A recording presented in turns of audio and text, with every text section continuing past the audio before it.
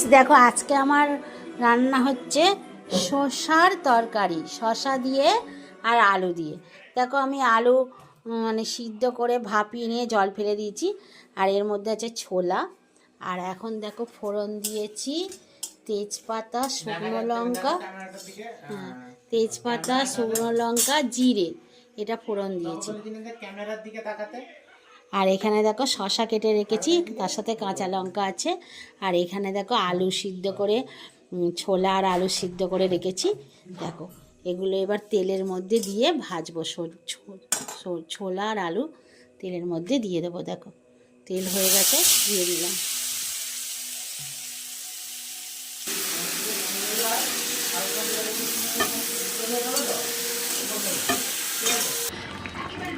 তাহলে আমার শসার তরকারি ফাইনাল লুক।